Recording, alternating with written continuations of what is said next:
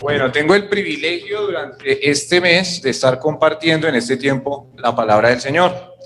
Así que, si el Señor lo permite, estaremos durante este mes continuando con el tema que estamos tratando como iglesia, el tema de escatología bíblica. Bien, como decía el pastor, un tema importante, un tema que estamos tratando. Si recordamos bien, empezamos este año 2021 justamente tratando este tema.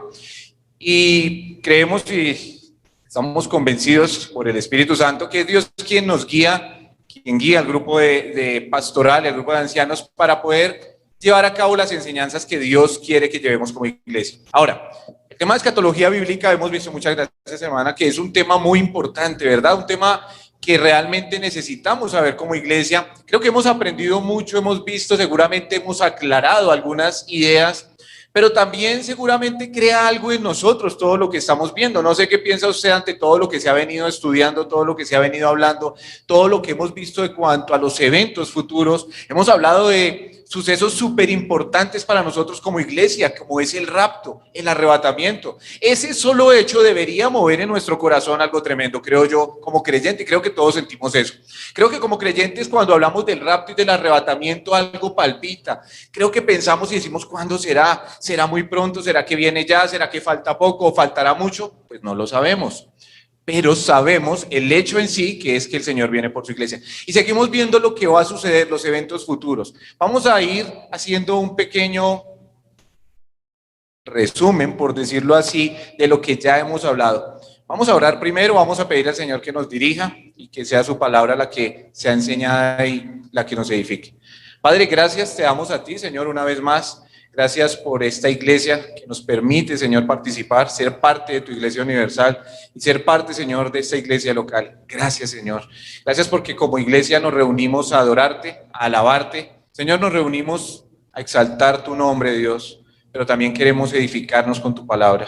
Oramos, Señor, que sea tu Espíritu Santo, como lo has prometido, el que nos enseñe, el que nos guíe, el que nos lleve, Señor, al conocimiento de la verdad. Y sobre todo te pedimos, Señor, que también sea tu poder y tu Espíritu Santo llevándonos a la aplicación de tu palabra. Señor, creemos que tu venida está cerca y sabemos que tú lo has dejado escrito para nuestra edificación y para tu gloria. Guíanos, Señor, en este tiempo, te lo pedimos a ti, Dios eterno, en Cristo Jesús. Amén. Bien, hermanos, entonces vamos a ver allí en las pantallas algo que tenemos como manera de resumen, bosquejo de lo que ha pasado. Bueno, ahora estamos más atrás con el púlpito, ¿cierto, pastor? Yo dije, ¿qué pasó? Bien, denme un minuto, por favor. Bien, ya habíamos en algún momento visto y realmente es lo que hemos venido viendo, ¿verdad? Estamos allí con la venida del Señor Jesucristo, el momento en el que el Señor Jesucristo dio su vida y su sangre por nosotros, y Él da inicio entonces a lo que es la iglesia. Y en la iglesia, entonces, se me quedó frenada esta de acá. Ya. El hecho que vemos después es la ascensión del Señor Jesucristo, y el Señor Jesucristo sube, está en los cielos.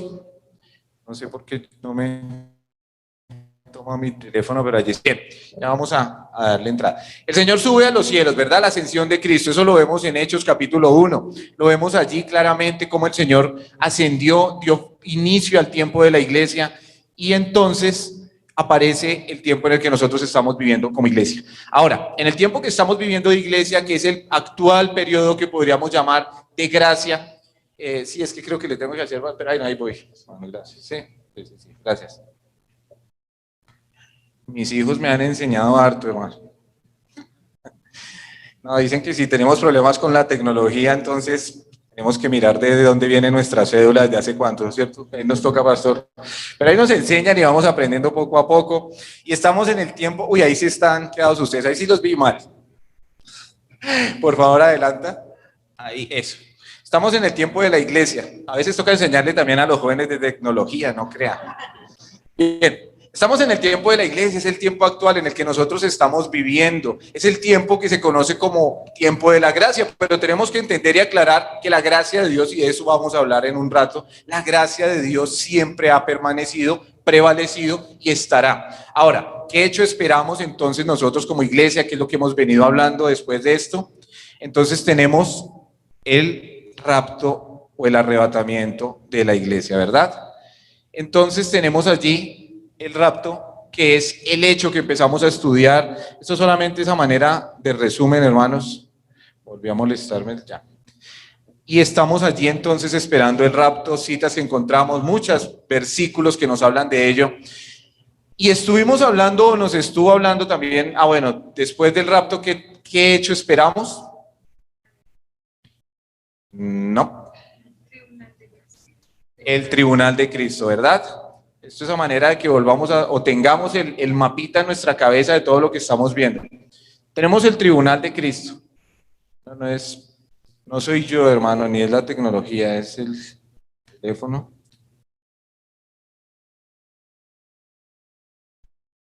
Bien. En el tribunal de Cristo, me voy a concentrar solo en la de allá más bien. Bien, en el tribunal de Cristo sabemos que vamos a estar con el Señor, que vamos a ser galardonados, y cuenta mucho lo que nosotros hemos hecho como creyentes, lo que realmente hemos vivido, lo que hemos podido hacer con nuestra vida práctica. Después del tribunal de Cristo, entonces vamos a encontrar justamente allí las bodas del Cordero. Es un hecho celestial que se va a llevar a cabo y vamos a participar nosotros como iglesia, y es algo que también tenemos que ver. Mientras nosotros estamos en el cielo participando del tribunal de Cristo y de las bodas del Cordero posteriormente, acá en la tierra hay un periodo entonces de 7 años, que es el que venimos estudiando durante el mes pasado con el pastor, que es lo que conocemos como la tribulación. Un periodo de 7 años, el cual nos habla Daniel, capítulo 9, versículo 25, un periodo de 7 años que nos deja ver el libro de Apocalipsis, y sabemos y creemos que es un periodo de 7 años por la profecía que Dios le hace a Daniel de las 70 semanas.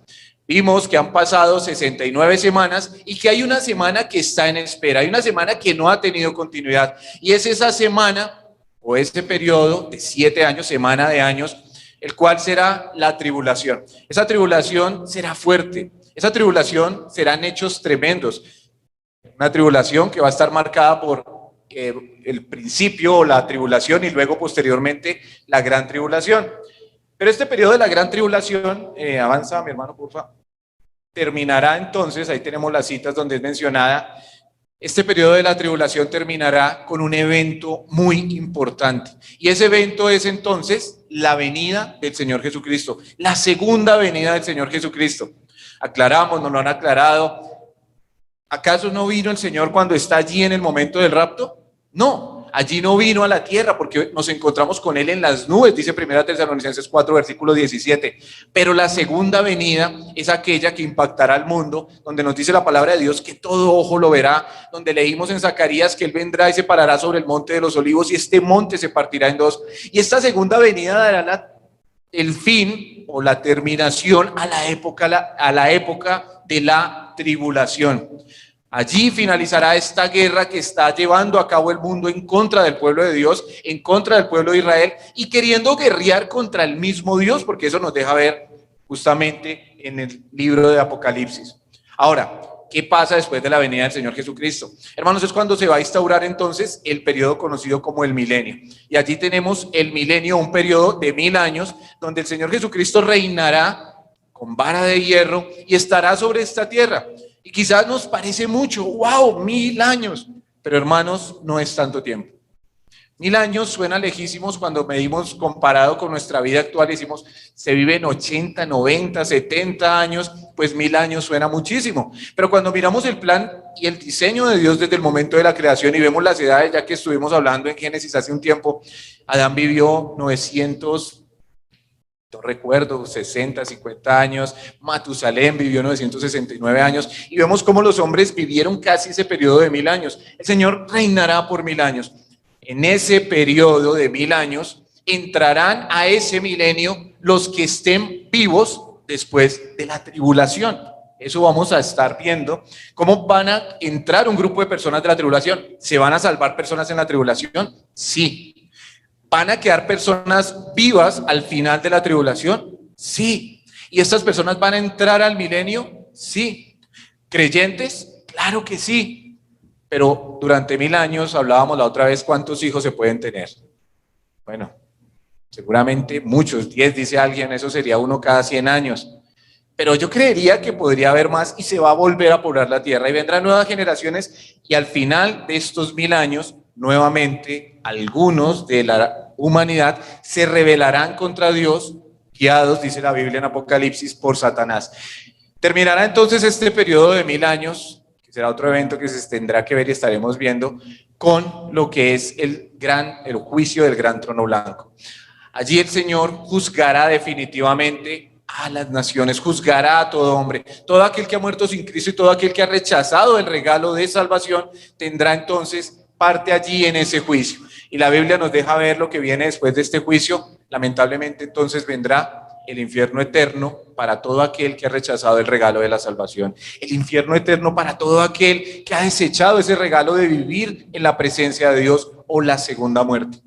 Pero finalmente el Señor acabará con todo lo que conocemos y dice entonces que vendrán cielos nuevos y tierra nueva. Y entonces vendrá una nueva creación y ese es el estado eterno, el estado en el cual usted y yo vamos a vivir si hemos creído en el Señor Jesucristo, el estado que vamos a tener por la eternidad.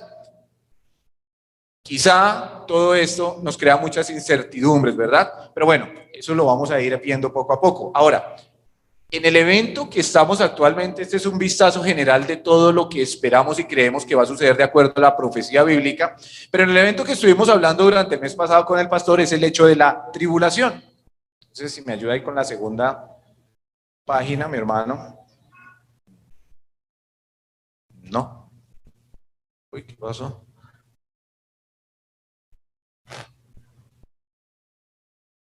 No, creo que desapareció esa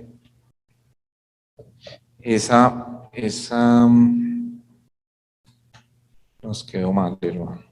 Bien, estamos viendo entonces lo que es, creo que no dañé, sino envié la incorrecta, pero bueno, estamos viendo en la tribulación y en la tribulación lo que hemos estado hablando durante este mes y nos ha estado explicando el pastor es este inicio de la semana 70 de Daniel, como lo profetiza allí en Daniel 9:25.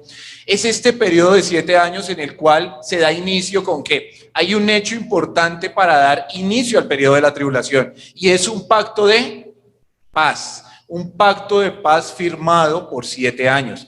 La tribulación, es importante entenderlo, no inicia con el rapto. No podemos entender que el rapto es justamente la puerta de entrada a la tribulación. Si bien creemos que el rapto va a ser anterior a la tribulación, no nos dice la Biblia que sea inmediatamente.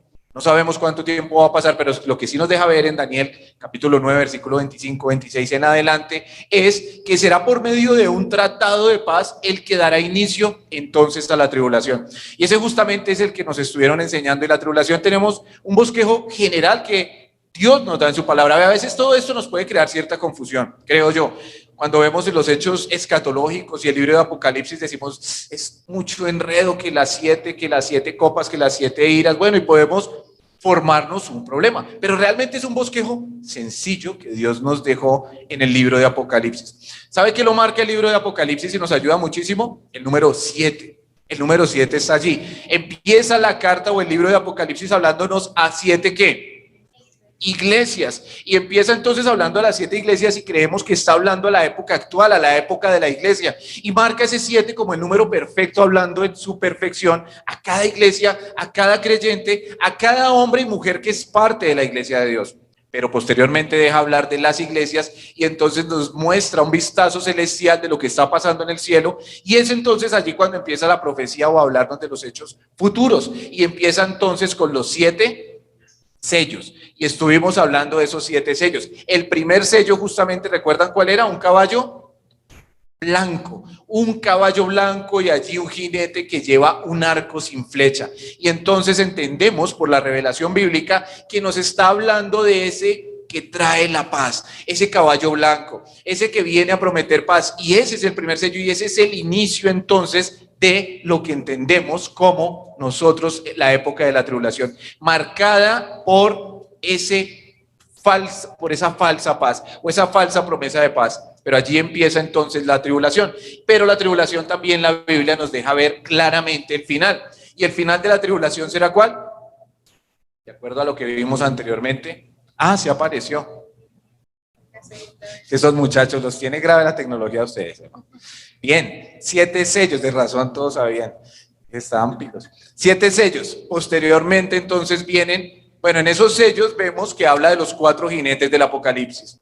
Cuando hablamos de esto sí que trata de causar temor seguramente, o intriga todo esto, y se le ha dado un tinte un poco morboso en el sentido de lo que tiene que ver la palabra morbo, es crear esa expectativa y ver como con unos ojos de malicia a veces, y vemos que es lo que muchas personas creen y piensan en cuanto a la época de la tribulación, pero vemos lo sencillo que el Señor nos lo dejó entonces, 7 sellos, finalizando esos 7 sellos vienen las 7 trompetas que serán tocadas por 7 ángeles. Y también es de mucha importancia ver cómo Dios usa, interviene y muestra la intervención de ángeles en lo que serán todos estos juicios.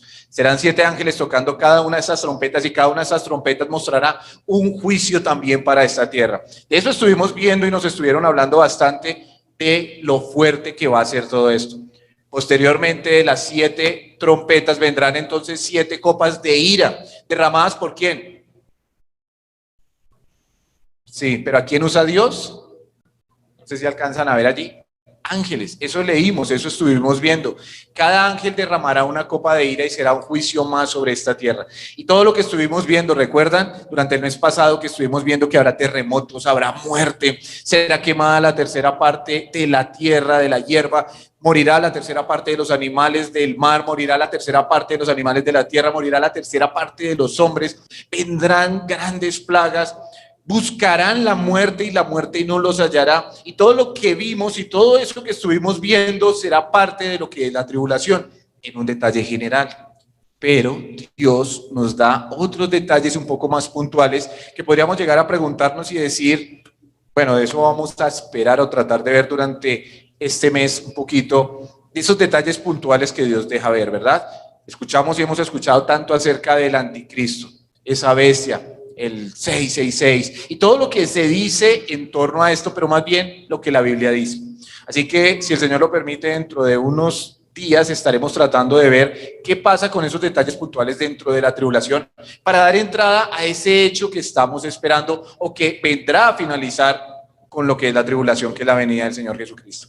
Pero hermanos, yo quiero que nos preguntemos algo, teniendo ese vistazo de información que hemos recibido, y seguramente hemos algunos recordado, otros aprendido, otros de pronto hemos visto y de pronto no estamos tan concretos de lo que se está enseñando, pero hemos tenido mucha información, se nos da mucha información, la Biblia proporciona mucha información, pero quiero que nos hagamos una pregunta. ¿Por qué Dios quiere que conozcamos tantos detalles de todo esto? ¿Por qué? Porque si no vamos a estar. Porque si usted y yo hemos creído en Jesucristo como nuestro Señor y Salvador, ¿qué va a pasar con nosotros? ¿Qué va a pasar? Nos vamos en el arrebatamiento de la iglesia. Así que todo eso que estamos viendo y todos esos hechos de la tribulación que nos da tantos detalles, no vamos a estar. Pero la pregunta es, Señor, entonces, ¿por qué nos das tanta información? ¿Por qué no solo lo nombra en Apocalipsis, lo nombra en muchos de los profetas menores? Parte de esto lo nombra Isaías, Ezequiel, Jeremías habla también de algunos aparte de esto, Daniel, Amós. Bueno, ¿cuántos profetas hablan de estos hechos en el Nuevo Testamento? Tenemos en los evangelios como el Señor parte de sus mensajes y parte de sus predicaciones siempre también habló del reino venidero y de lo que será la tribulación para Israel. Tenemos en las cartas entonces vistazos de lo que va a pasar. Habla de esto Pedro, habla de esto Juan, habla Pablo. Todos los profetas del Nuevo Testamento han tocado de una u otra manera estos hechos escatológicos y los han nombrado. Preguntémonos, ¿por qué Dios nos da esa información? ¿Por qué Dios quiere que sepamos de ello? Y podríamos simplemente decir, bueno, no sé por qué, pero quizá deberíamos preguntarnos a fondo y decir, Señor, ¿tú por qué le hablas a tu pueblo algunas cosas? ¿Tendrás un propósito en ello? Simplemente quiere que tengamos información para que cuando veamos esas películas que sacan en Hollywood del Apocalipsis, digamos, eso no es así, eso es diferente. O seguro quiere que sepamos para que cuando los no creyentes nos pregunten, entonces nosotros les hagamos todo el mapa de lo que va a pasar. No, hay un propósito y seguro que hay varios propósitos en lo que Dios nos revela. Pensemos en algo. ¿Dios le habló de la venida del Señor Jesucristo, de su primera venida al pueblo de Israel? Claro que sí, y fue el tema continuo para ellos. ¿Todos vieron esa venida? ¿Todos estuvieron en ese momento? ¿Todos disfrutaron de esa venida? No, pero el Señor tenía propósitos con eso, a pesar de que ellos no lo iban a ver, o muchos de ellos no lo iban a ver. De la misma manera, Dios nos habla a nosotros y nos enseña a través de esto para que tengamos algunos propósitos claros, y vamos a verlos a manera de un paréntesis en medio de estos eventos que venimos viendo. El primero que quiero que entendamos es lo siguiente: la palabra de Dios, ¿de quién habla? De Dios. ¿A quién exalta la palabra de Dios? A Cristo. ¿De quién se quiere mostrar en la palabra de Dios? Es de Él mismo. Nosotros como seres humanos siempre hemos cometido, y aún como creyentes, un error, y es que muchas veces abrimos las Escrituras y dejamos de ver al Señor. Muchas veces nos ha pasado, tantas veces. Vean, nos vamos al libro de Génesis y estamos en la historia de Abraham y terminamos viendo toda la historia de Abraham, pero perdemos de vista ¿a quién? A Dios, que es quien está contando la historia y quien está llevando a cabo esto, y es realmente de Él de quien habla la palabra de Dios. El Señor quiere que el pueblo lo entienda y lo conozca. Nos dice Jeremías capítulo 9, versículo 23, porque estas cosas quiero, dice Jehová capítulo 24, que me entiendan y que me conozcan. Y Dios se revela por medio de su palabra, y en el libro de Apocalipsis y en los hechos escatológicos, Dios se está mostrando Él. Desde Génesis hasta Apocalipsis, el protagonista central es Dios, y todo lo que Dios está haciendo es porque está enseñando de Él mismo. Pensando en eso, ¿qué podríamos pensar o qué podríamos creer que está enseñando Dios por medio de todo eso que vimos de la tribulación? Vimos cómo el mundo va a ser destruido, cómo van a morir miles, millones de personas. Vimos todas esas cosas terribles que van a pasar. ¿Qué nos deja ver eso del carácter de Dios? Que Dios es justo. Eso nos deja ver que Dios es justo. ¿Sabe qué está enseñando Dios allí? Está enseñando que Él es justo. Y justo es que Él da a cada quien lo que corresponde. Esa es la justicia de Dios. Vemos manifestaciones en nuestras calles, ¿verdad? Quizá con tristeza o quizá no sé con qué sentimiento. Ver todo lo que está pasando en nuestro país. Y uno de los lemas y banderas de las protestas acá en Colombia es que haya ¿qué? Justicia. La gente quiere justicia. Los jóvenes claman por justicia. Los adultos claman por justicia. Todo el mundo clama por justicia. Pero ¿sabe qué? No va a haber justicia. Qué triste dar esa noticia acá. Pero no va a haber justicia porque la justicia viene de Dios. Y mientras una nación no se someta totalmente a que Dios sea su gobernante, no va a haber esa justicia. Esa justicia la vamos a ver en el milenio, cuando Dios reinará y el Señor Jesucristo gobernará con vara de hierro y justicia. Y entonces podremos disfrutar realmente de lo que es esa justicia. Pero ¿saben qué? Esa justicia que el mundo pide es un arma de doble filo. Decía el Señor Jesucristo enseñando de esto al pueblo, y decía incluso de algunos fariseos, les decía a algunos fariseos, porque el Mesías o el Salvador será una roca, ¿verdad? Una roca de tropiezo para muchos y desmenuzará a muchos, dice Daniel, pero también será una roca de cimiento para otros. ¿Sabe que esa justicia que todos piden será para destrozar a muchos? Justicia es cuando Dios va a dar a cada quien lo que corresponde. Los que claman justicia en este país y en el mundo entero sin conocer a Cristo. ¿Sabe cuál es la justicia que viene? La justicia que viene es tremenda, porque la justicia es el castigo por el pecado. La justicia de Dios quiere decir que Él va a castigar al pecador que no tiene un salvoconducto por su pecado, digamos esa palabra. ¿Cuál es el salvoconducto que puede tener alguien por su pecado? Cristo Jesús. Salvoconducto es un permiso, es algo que usted puede mostrar y puede darse el lujo de tener y salvarse de esa situación. ¿Sabe qué? Cristo es el único que nos libra de el impacto tan fuerte de la justicia de Dios. ¿Pero sabe por qué nos libra? Porque Él recibió el castigo que merecían nuestros pecados. Cristo pagó por nuestros pecados. Cristo recibió la ira justa de Dios en la cruz, y Cristo murió por llevar nuestros pecados. Así que cuando hemos creído en el Señor Jesucristo, tenemos esa justicia imputada en nosotros, y delante de los ojos del Señor somos justos. Esto es evangelio, ¿verdad? pero el mundo que no tiene a Cristo en su corazón va a recibir esa justicia, la justicia que rechazó por medio de Cristo. Cuando vemos en la tribulación todo lo que va a pasar, vemos que Dios es justo y que Dios da a cada quien lo que corresponde. No en maldad, no en venganza, no en odio, sino en justicia orará el Señor. Pero ¿qué más nos deja ver ese periodo de la tribulación tan fuerte y todo lo que hablamos y todo lo que nos deja ver esos hechos? ¿Sabe qué? Que Dios no tiene relación con el pecado y Dios va a juzgar el pecado y Dios está haciendo todo esto para alejar a las personas del pecado. Y si Dios no quiere ver con el pecado y quiere que el ser humano de esa manera entienda que el pecado está mal, es porque Dios es ¿qué? Santo, porque Dios es santo, porque Dios es apartado del pecado, porque Dios está en contra del pecado, porque Dios es luz y ningunas tinieblas hay en él, nos dice Primera de Juan, porque él en su perfección y en su divinidad está totalmente contrario al pecado. Eso nos deja ver que Dios es justo, que Dios es santo. Pero sabe que el Señor ha hablado de esto durante toda la Biblia, desde el principio hasta el final. Y cuando esto suceda o cuando el Señor nos deja ver que esto va a suceder, ¿qué nos deja ver de Dios? Que Dios es ¿qué? Que Dios cumple lo que promete, o sea que Dios es fiel. Esto nos deja ver la fidelidad de Dios. ¿Sabe que usted y yo tenemos que ver el Apocalipsis, la escatología y todas las profecías con una mirada en Dios? Porque nos dejamos mover o nos dejamos llevar por todo lo que sucede. Uy, tremendo cuando caiga de pronto un meteoro en la tierra, tremendo cuando el anticristo se levante y empiece a perseguir a los cristianos y al pueblo de Israel, tremendo. Sí, todo esto es tremendo y está escrito y hay que estudiarlo porque toda la escritura es inspirada por Dios y útil para enseñar, para redarguir, para instruir en justicia, a fin de que el hombre de Dios sea ¿qué? Perfecto y enteramente preparado para toda buena obra. Así que la palabra de Dios no es de desecharse y es de aprender y de llevarla, pero entendiendo que es lo que Él nos quiere enseñar. Dios es fiel. Y miramos allí, mirando todo esto de la tribulación, ¿sabe qué podemos decir? Dios es fiel. Dios cumple lo que promete. Dios va a llevar a cabo sus promesas. Dios no va a permitir que ni una jota ni una tilde de su palabra quede sin cumplimiento, porque Él ha mostrado fidelidad y la seguirá mostrando.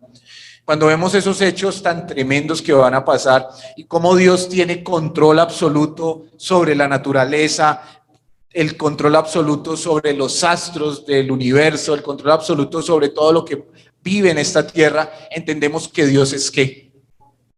Todopoderoso. Todo el poder está en Dios. Nada se sale del poder de Dios. Dios tiene el control absoluto. Y vemos esto y tenemos que decir, Dios es todopoderoso. Vemos la época de la tribulación y lo que va a suceder y tenemos que decir, nuestro Dios es exageradamente, bueno, no exageradamente, la palabra correcta es todopoderoso. Todo el poder está en Él. Pero es que el anticristo va a reinar y el anticristo va a gobernar por 7 años, nos deja ver la palabra de Dios y nos deja ver que va a hacer mucha maldad y el anticristo va a hacer todo lo que quiera o va a hacer todo lo que se le permitió hacer. ¿Qué dice Apocalipsis? Lo que se le permite hacer. Así que eso nos deja ver que Dios es ¿qué?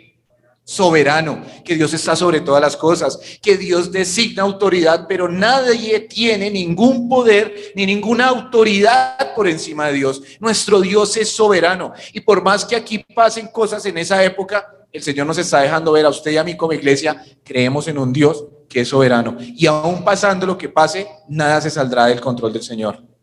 Pero ¿sabe qué? Todos los que pasen por la tribulación van a morir y nadie se salvará. ¿Eso dice la Biblia? ¿Qué dice la Biblia? Que muchos creerán. Dice que el evangelio será predicado. Dice que habrán 144,000 judíos escogidos por Dios que saldrán por toda la tierra y estarán protegidos por el sello de Dios y ellos predicarán de Cristo. Dice que vendrán 2 testigos del cielo y estarán en Jerusalén y ellos hablarán y profetizarán del Señor. Dice que aún un ángel será enviado desde el cielo y este ángel hablará de Cristo y proclamará el evangelio eterno. ¿Algunos creerán?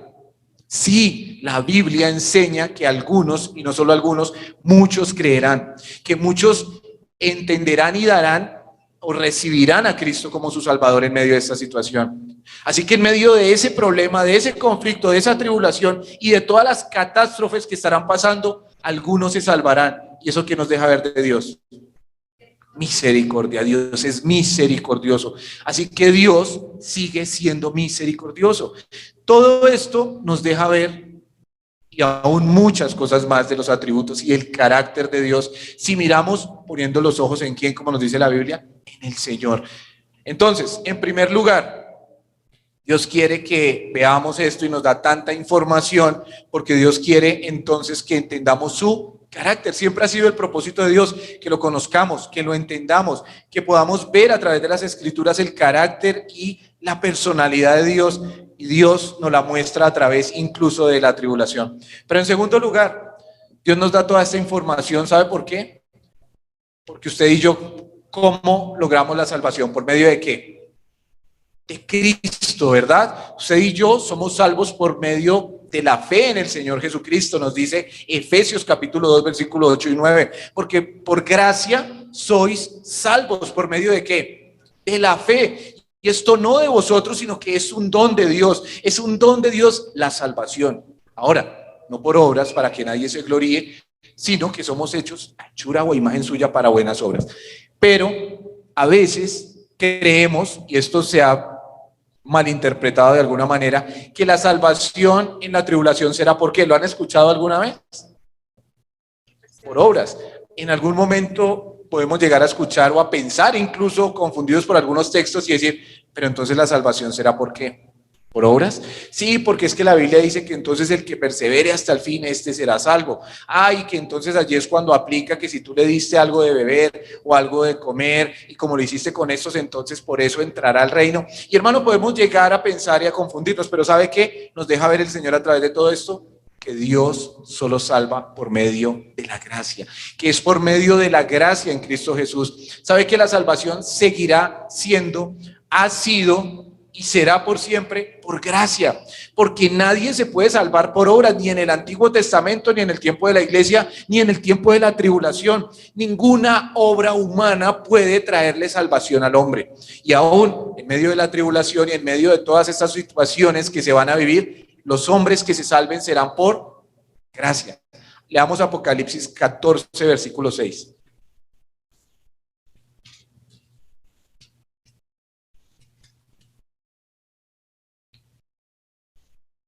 ¿Y sabe qué es una manifestación de gracia?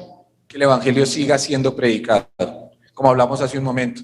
El evangelio será predicado por muchas personas en esta tierra, y a pesar de que Satanás, por medio del anticristo y del falso profeta, se empeñarán en ocultar la palabra de Dios y tratarán de todas formas posibles en su maldad de callar la palabra de Dios, no podrán.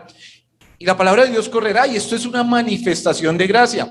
Y dice Apocalipsis 14, versículo 6, vi volar por medio del cielo a otro ángel que tenía el evangelio eterno para predicarlo a los moradores de la tierra, a toda nación, tribu, lengua y pueblo, diciendo a gran voz, temed a Dios y dadle gloria, porque la hora de su juicio ha llegado, y adorad a aquel que hizo el cielo, la tierra, el mar y las fuentes de las aguas. Vi entonces otro ángel que salió y predicó el evangelio eterno. Esto es gracia. Hermanos, todos van a poder escuchar el evangelio, pero entonces, ¿cuál va a ser el evangelio que se va a predicar en ese momento? El evangelio de siempre, dice ahí, el evangelio eterno. Una vez tuve una charla con dijo el pastor, con otro erudito, lo digo en manera de broma porque nos metimos en un tema con un compañero en el seminario, y entonces él me decía que aquí se iba a predicar otro evangelio. Porque dice, no, es que aquí es otro evangelio, aquí es un evangelio diferente. El evangelio que se va a predicar en la tribulación es distinto. Y le decía yo, ¿usted de dónde saca eso? Dice, porque es que aquí dice que el evangelio que va a predicar es temed a Dios y dadle gloria. Y él pensaba que ese era el evangelio. Y nos entramos en la discusión y le decía, solo hay un evangelio. La Biblia nos dice que solo podemos creer en un evangelio. De hecho, en Gálatas, Dios a través de Pablo dice que aún si un ángel trae otro evangelio, no le creas, porque solo hay un evangelio. Así que este ángel que es enviado por Dios, ¿cuál evangelio está trayendo? El evangelio eterno, el evangelio de salvación, la buena noticia de que Cristo murió por nuestros pecados, y esto va a ser predicado por un ángel desde el cielo y todos lo escucharán, nos está diciendo. Hermanos, en segundo lugar, Dios nos da tanta información, pero ¿sabe por qué? También para que tengamos presentes, la salvación sigue siendo por gracia. Y Dios seguirá salvando y mostrando su gracia, aún en el periodo de la tribulación. En tercer lugar,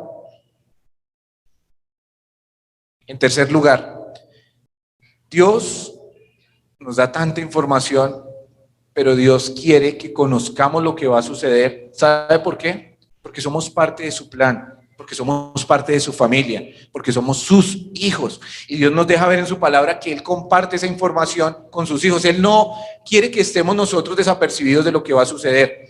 ¿Qué pasó con Abraham? Justamente capítulo 18. Leamos Génesis capítulo 18, por favor. Versículo 17. Y justamente hoy algo nos hablaban al respecto. El momento cuando Dios vaya a desarrollar el juicio sobre Sodoma y Gomorra. El momento cuando Dios envía allí a estos ángeles para que desarrollen el juicio. ¿Se ha dado cuenta que casi siempre que es una situación de juicio están los ángeles allí obedeciendo la voluntad de Dios? Allí en Sodoma y Gomorra iban estos ángeles y Abraham tenía inquietudes. Abraham como que presentía que algo iba a pasar. Y Abraham nunca le preguntó directamente a Dios, bueno, ¿qué es lo que va a pasar? Pero nos dice el versículo 17 del capítulo 18 de Génesis. Jehová dijo, ¿encubriré yo a Abraham lo que voy a hacer?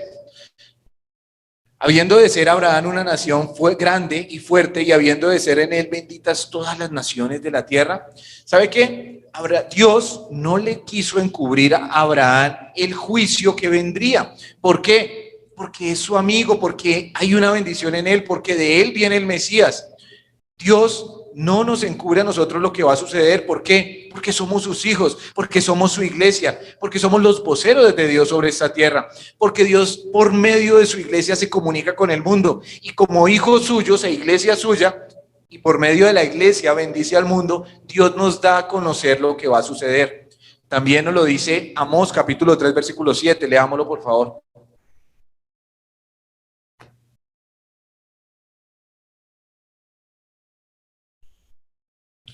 Amós capítulo 3, versículo 7. Esos son de esos libros que algunas Biblias no lo traen. A veces nunca lo encontramos. ¿Dónde están? Pero bueno, si no lo ha encontrado, lo voy a leer. Amós capítulo 3, versículo 7 dice, porque no hará nada Jehová el Señor sin que revele su secreto a sus siervos los profetas. No hará nada Dios sin que revele a sus siervos los profetas lo que va a suceder. Dios nos da tanta información y quiere que sepamos acerca de la tribulación y de lo que va a pasar y de todos los hechos escatológicos, porque Dios los revela a aquellos que han cargado, que es la iglesia, para comunicar la palabra de Dios. Ahora, volvamos a Apocalipsis. Apocalipsis capítulo 8. Bueno, este sí es un punto diferente, ¿sabe? Apocalipsis capítulo 8, ¿están allí todos?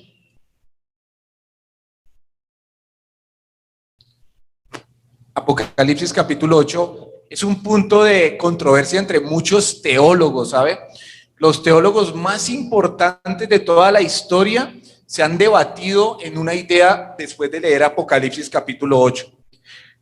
Y es la idea de que en el cielo no habrá mujeres. Dicen que no habrá mujeres en el cielo y dicen, ¿y en qué se basan esos grandes teólogos? Dice el capítulo 1 del versículo 8. Cuando abrió el séptimo sello, se hizo silencio en el cielo como por media hora. Media hora sin cantaleta o sin escuchar todo lo que la mujer quiere comunicar de todas sus palabras. No, esa es una broma. Mentira, ningún teólogo ha dicho nada de eso. De pronto un teólogo, pero no un teólogo. Bien, el Señor nos revela lo que va a suceder porque somos sus hijos y nos lo ha revelado en la palabra.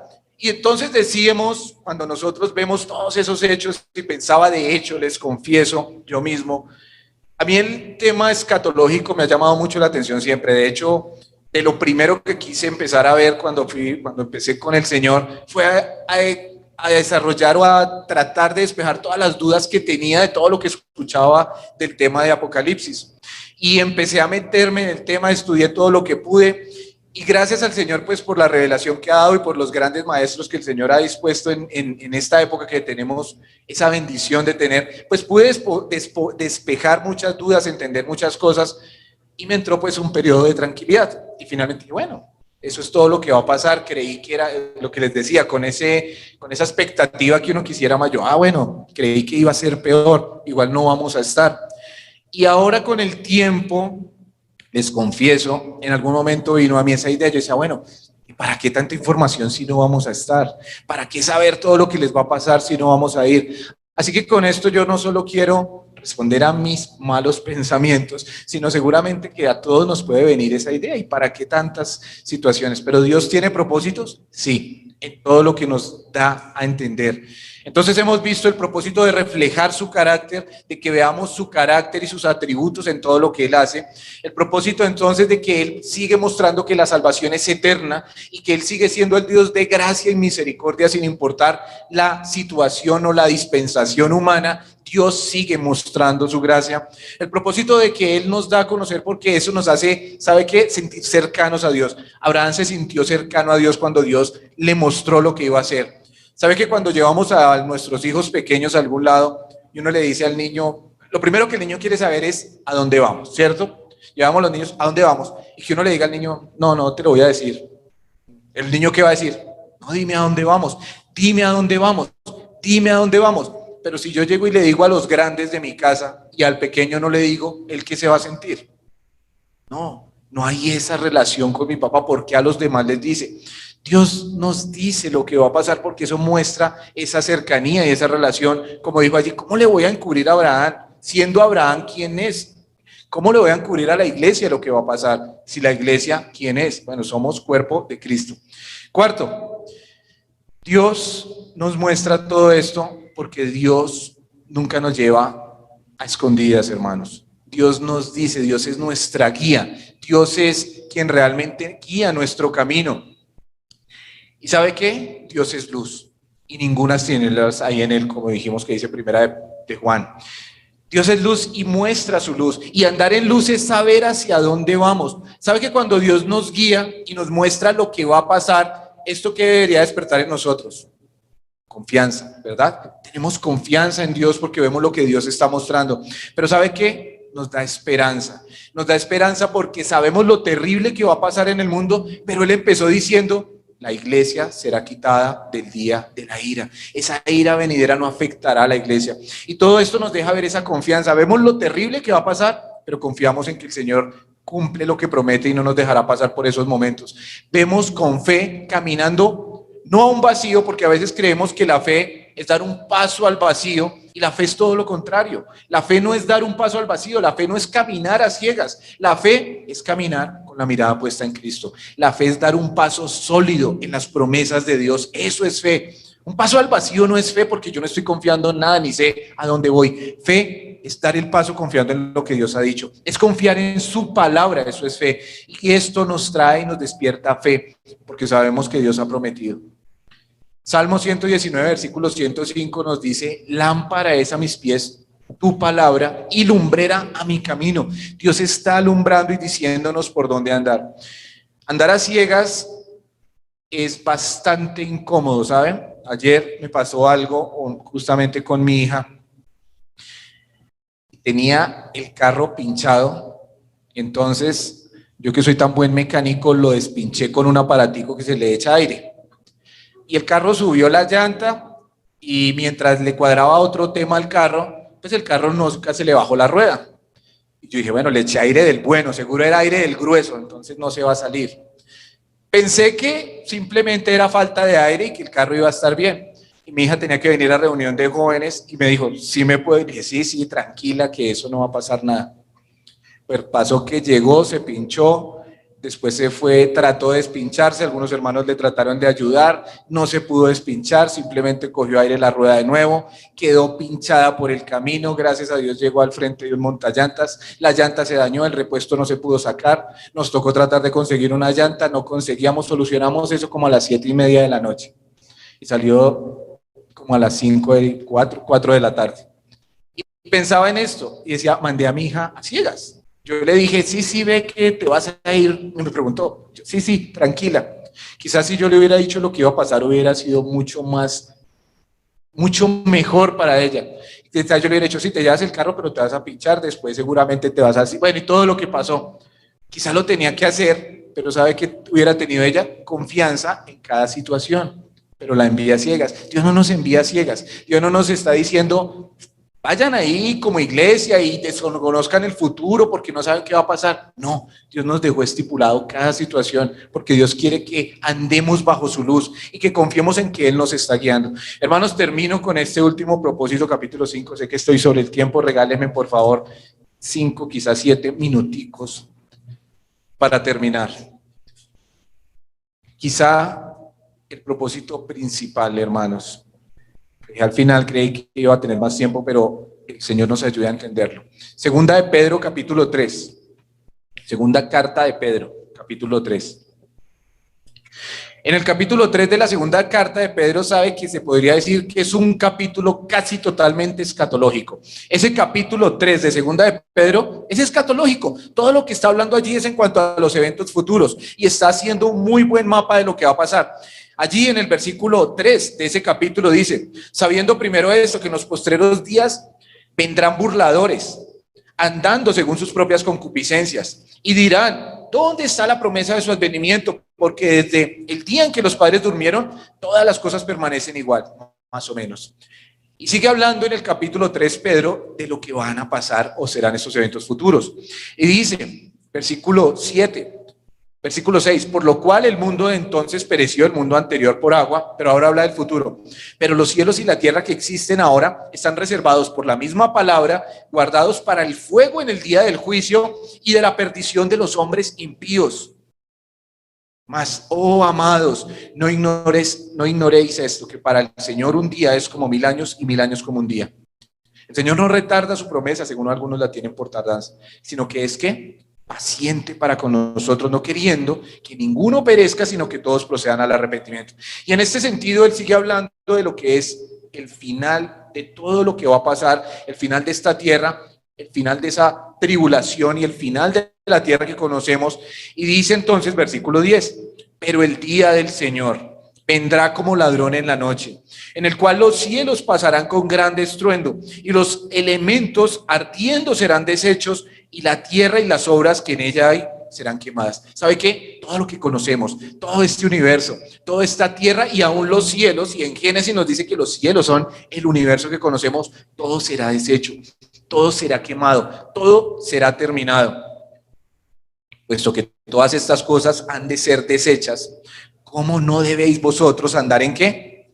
Santa y piadosa manera de vivir. ¿Sabe qué, hermanos? Sabiendo que esto tiene un final y sabiendo que toda esta situación que el Señor nos deja ver va a terminar, ¿cómo dice? ¿Cómo no? Nosotros como creyentes no deberíamos andar en santa y piadosa manera de vivir. ¿Sabe qué debería despertar saber todas estas cosas en nosotros?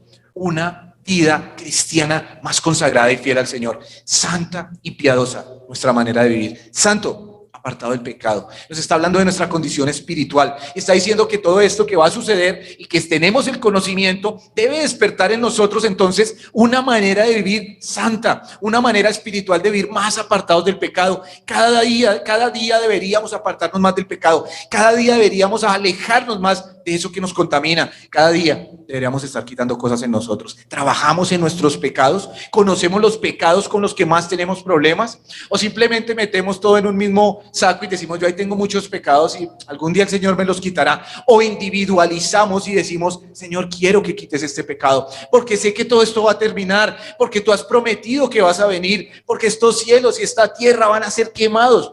Todo eso por lo que yo me propongo y me levanto y trabajo y pienso que es lo que vale, todo esto va a desaparecer. Y lo que cuenta entonces es lo que soy delante del Señor. Y el Señor espera que con esto yo sea más santo, más apartado del mal, mejorando mi condición espiritual. Pero además dice piadoso. Y ese piadoso nos habla de nuestras acciones, de una vida de piedad, de una vida pía. Lo contrario a piedad o a lo pío es el impío. Y el impío es conocido por sus acciones pecaminosas. Cuando Dios dice que piensa o que espera que por medio de esto nosotros tengamos una vida más piadosa, entonces no se está concentrando solo en nuestra parte espiritual, que es santos, sino que se muestre con nuestras acciones, que tengamos una vida de piedad, que caminemos cada día mostrando a Cristo. Hermanos, la salvación, dijimos, es por gracia y será por gracia.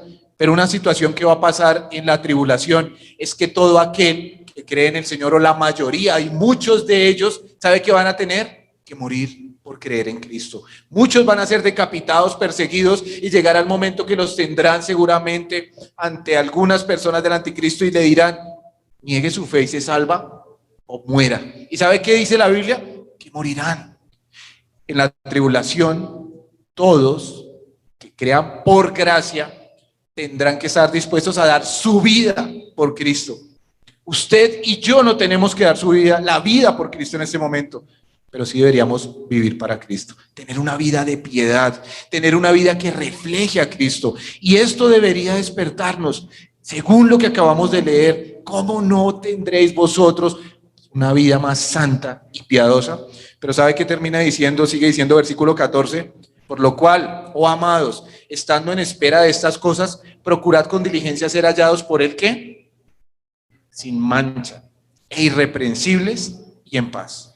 Hermanos, Dios espera que con todo esto usted y yo seamos hallados sin mancha. ¿Hay alguna mancha en nuestra vida? ¿Hay cosas que están manchando nuestra vida espiritual? ¿Cuál es esa mancha? ¿Cuál es ese pecado? ¿Cuál es esa situación? Dios quiere y espera que seamos hallados sin mancha. Por medio de esto entendemos la importancia del juicio de Dios, del amor de Dios, de la misericordia de Dios, y tenemos que entregar cualquier mancha. ¿Sabe cómo limpiamos nuestras manchas? Con la sangre preciosa de Cristo. Esas manchas pueden ser esos pecados sin confesar, esas manchas que a veces guardamos en nuestro interior, ese odio, ese rencor, ese pecado que está ahí, esas cosas que no queremos sacar, esa manera de nuestro carácter que está ahí, y eso se convierte en una mancha en nuestra vida. Y a veces somos cristianos dálmatas, llenos de manchas, pero Dios quiere que por medio del entendimiento de los eventos futuros y de todo lo que debe venir, seamos hallados sin mancha. Él limpia nuestras manchas. Él viene y nos da ropa resplandeciente. Él nos da vestiduras blancas, santas, cuando venimos a su presencia. Hermano, no sé hace cuánto usted no se confiesa delante del Señor con un arrepentimiento genuino. Yo sé hace cuánto no lo hago, y a veces demoro en venir y dejo que se manche mi parte espiritual delante del Señor, pero cuando caigo a los pies de Cristo, Él limpia toda mancha de nuestra vida. Solo Él tiene el poder para hacerlo. Si alguno ha cometido pecado, abogado tenemos para con Cristo, y Él nos limpia de toda ¿qué? Maldad. Irreprensibles y en paz. Hermanos, irreprensible, que no tengamos de qué acusar, que nuestro testimonio funcione correctamente. Se está diciendo de un testimonio, que seamos irreprensibles, que no estén diciendo de nosotros, o que lo que tengan que decir de nosotros saben que sea mentira. O si dicen algo que es verdad, lo corrijamos, porque están diciendo de mí, mi familiar, mi hermano, mi esposa, mi amigo, mi hijo, o alguien está diciendo que yo soy X situación. Dios dice que por medio de esto esperemos que seamos hallados irreprensibles. Cuando somos reprensibles, hay manera de solucionarlo.